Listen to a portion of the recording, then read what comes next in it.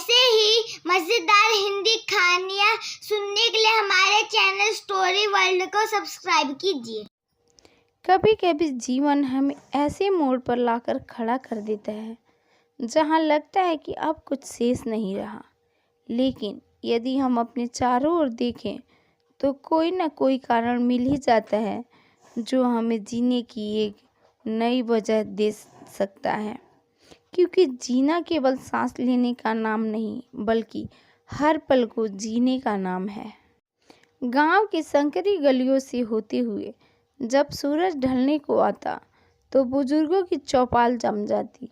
वहीं एक कोने में बैठा रहता था रामू काका। 65 वर्ष के रामू काका, जिनकी आंखों में न कोई उम्मीद बची थी और न ही कोई खुशी। जीवन के अंतिम पड़ाव पर उनका मन हर दिन यही सवाल करता, ऐसे जीना भी कोई जीना है। रामू काका का अतीत उज्जवल था। कभी उनके खेत लहलहाते थे, घर में 4 बेटे बहुएं और पोते पोतियों की चहल पहल थी। हर त्योहार पर घर में खुशियाँ की गूंज होती थी। लेकिन समय ने करवट बदली और धीरे धीरे उनके अपने ही उनसे दूर होते चले गए। रामू काका के बेटे पढ़ लिख कर शहर चले गए और वहाँ बस गए। पहले तो वे अक्सर गांव आते, लेकिन फिर फ़ोन कॉल्स कम होने लगे और अंततः पूरी तरह बंद हो गए। बहुओं को गांव की मिट्टी से चिढ़ थी। पोते पोतियों के लिए दादा दादी का प्यार मोबाइल और इंटरनेट की दुनिया में कहीं खो गया था। एक दिन काका की पत्नी भी उन्हें छोड़कर चल बसी। अब घर 4 दीवारी बन चुका था, जहां सिर्फ अतीत की यादें थी और एक बूढ़ा आदमी था जो खुद से सवाल करता था, ऐसे जीना भी कोई जीना है। लेकिन किस्मत को कुछ और ही मंजूर था। गांव के कुछ छोटे बच्चे, जिन्हें मोबाइल और इंटरनेट की लत नहीं थी, वे रामू काका के पास खेलने आने लगे।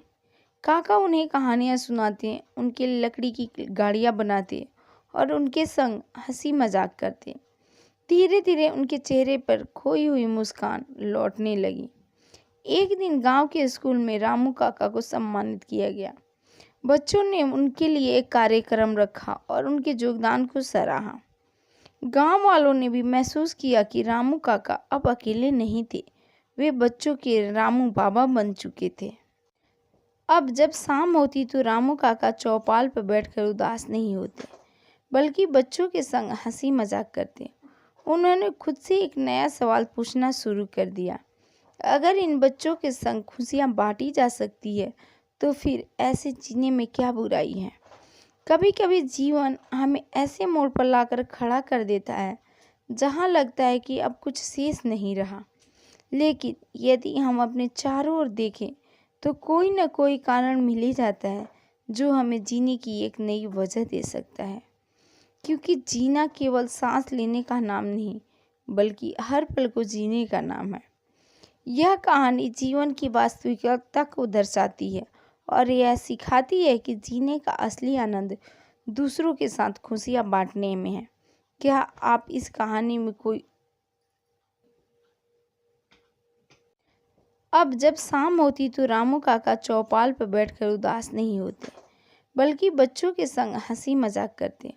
उन्होंने खुद से एक नया सवाल पूछना शुरू कर दिया, अगर इन बच्चों के संग खुशियां बांटी जा सकती है तो फिर ऐसे जीने में क्या बुराई है। कभी कभी जीवन हमें ऐसे मोड़ पर लाकर खड़ा कर देता है जहां लगता है कि अब कुछ शेष नहीं रहा। लेकिन यदि हम अपने चारों ओर देखें तो कोई ना कोई कारण मिल ही जाता है जो हमें जीने की एक नई वजह दे सकता है। क्योंकि जीना केवल सांस लेने का नाम नहीं बल्कि हर पल को जीने का नाम है। यह कहानी जीवन की वास्तविकता को दर्शाती है और यह सिखाती है कि जीने का असली आनंद दूसरों के साथ खुशियां बांटने में है। ऐसे ही मज़ेदार हिंदी कहानियाँ सुनने के लिए हमारे चैनल स्टोरी वर्ल्ड को सब्सक्राइब कीजिए।